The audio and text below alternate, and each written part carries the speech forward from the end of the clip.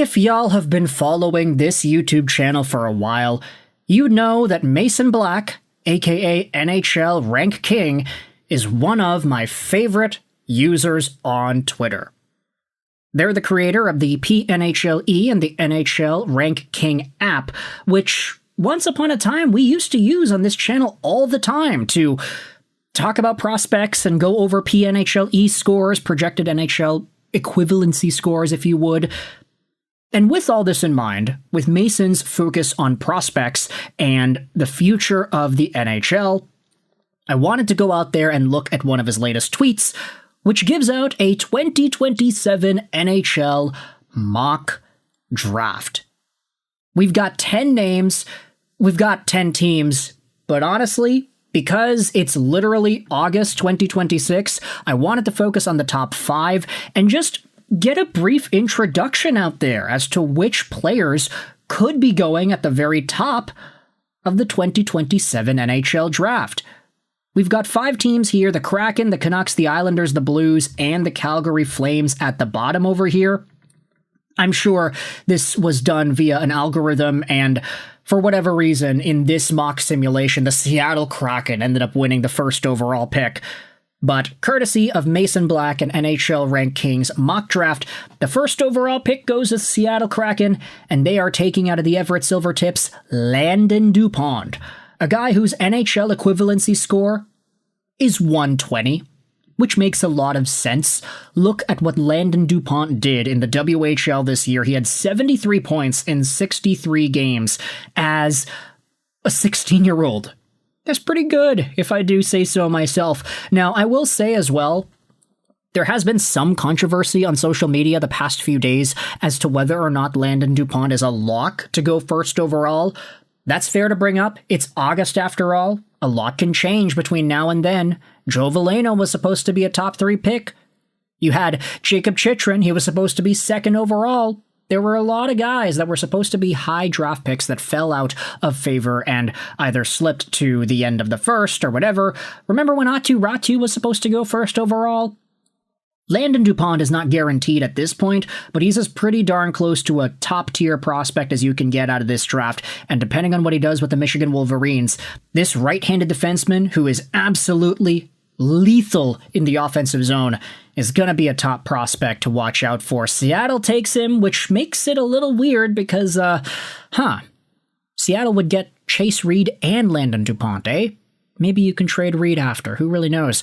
The second overall pick belongs to the Vancouver Canucks because, of course, it does. They drop one spot, as is Canucks tradition.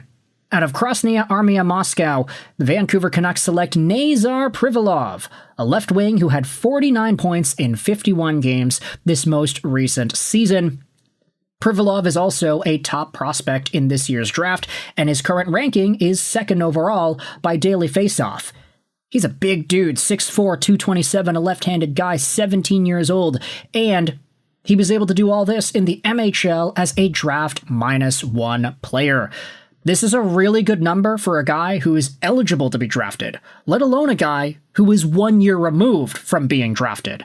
So heading into this upcoming season with Krasnaya Armia, Nazar Privalov has a lot to show for, and if that production climbs at a rate that is comparable to first to second year MHL athletes, we could be looking at a guy who would just demand a top 5 draft selection.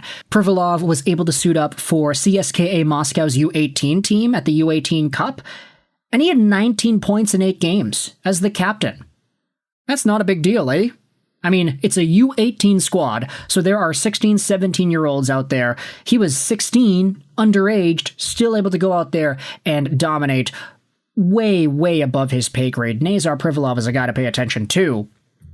Going over to the third overall pick, the New York Islanders take out of EHC Biel-Bien, Jonah Neuenschwander, a guy who actually turned a lot of heads earlier this season at the Hlinka Gretzky Cup. He had 6 points in 4 games for Team Switzerland.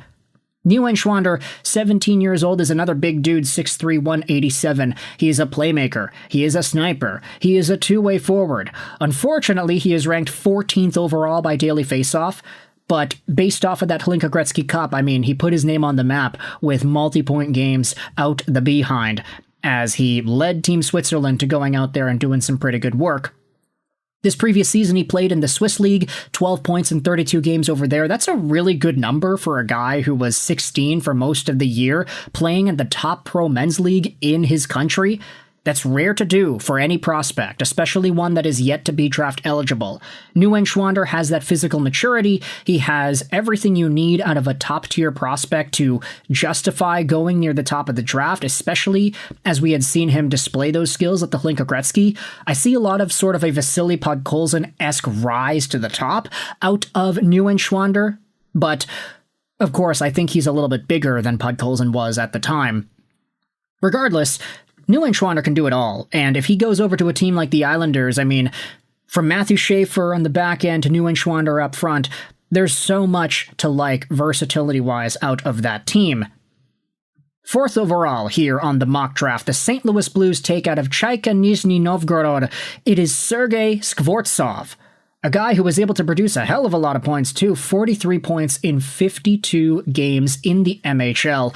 As we had spoken about earlier with Nazar Privalov, anybody who's able to do relatively close to point per game production as a draft -1 is generally a pretty good prospect. Skvortsov absolutely exploded in the playoffs in the MHL this most recent season, upping his point production to a point per game status in the playoffs over there.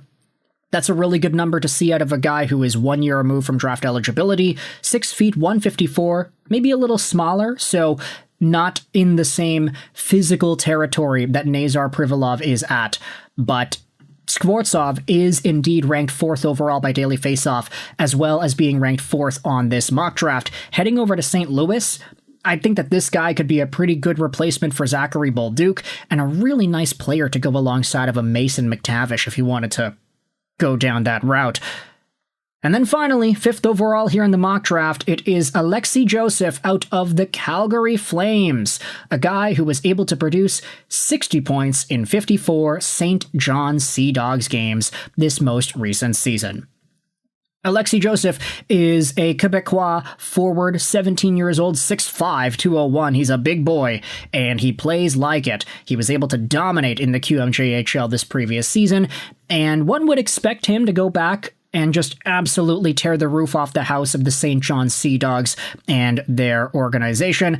He's ranked 3rd by Daily Faceoff, so already there are some that believe he is one of the top guys heading into this season. I mean, Mason Black's report has him at 5th overall, and one of the top replies goes out there and says, if the choice is between Alexi or Dima, the Flames almost certainly go with the high hockey IQ guy and a player with proven chemistry with their top C prospect nearly every time. Obviously, they're talking about Dima Zhilkin, who plays in Saginaw, which would be a pretty good fit in Calgary considering their chemistry with Igor Barabanov, who was so good this most recent season. Maybe the mock draft isn't really all too accurate as to what could actually happen, but just giving us an idea of what these prospects are like, I think there's value in that either way.